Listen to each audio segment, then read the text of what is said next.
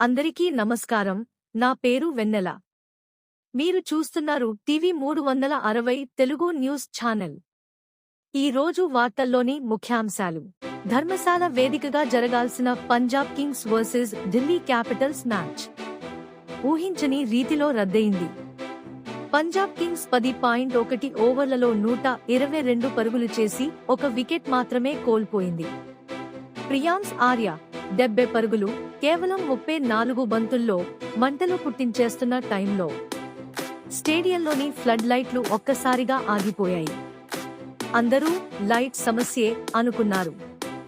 కానీ ఇది ప్లాన్ చేసిన బ్లాక్ అవుట్ అని ఆ తర్వాత తెలిసింది.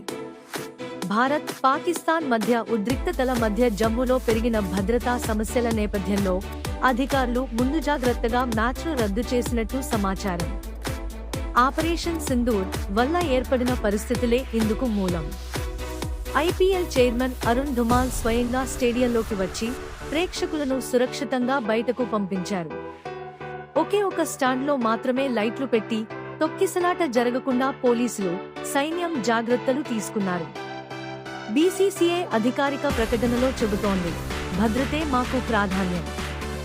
ఆటగాళ్లు, సిబ్బంది, ప్రేక్షకుల క్షేమం మా తొలి కర్తవ్యం.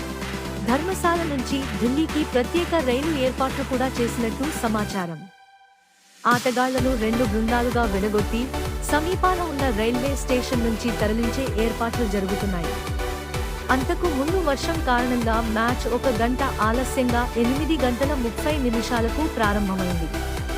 ప్రియాంశ్ ఆర్య 70 పరుగులు, ప్రభసిన్ 50 పరుగులు చెలరేగారు. కానీ మ్యాచ్ మధ్యలోనే రద్దయింది. మ్యాచ్ రద్దయినందున పంజాబ్, ఢిల్లీ జట్లకు చెరో పాయింట్ లభించింది. ఇంకా చాలా ప్రశ్నలు మిగిలే ఉన్నాయి. భద్రతా అంశాలు ఇంకెంతవరకు ఐపీఎల్ను ప్రభావితం చేయబోతున్నాయి? పాకిస్తాన్తో అత్యవసర పరిస్థితుల నడుమ బీసీసీఐ ఈ రోజు అత్యవసర సమావేశం కానుంది. ఐపీఎల్ను రద్దు చేసే యోచనలో ఉన్నట్లు తెలుస్తోంది. ఆటగాళ్ల భద్రతకు సంబంధించిన అంశం కావడంతో ఆ వైపుగా నిర్ణయం తీసుకోనుందని సమాచారం.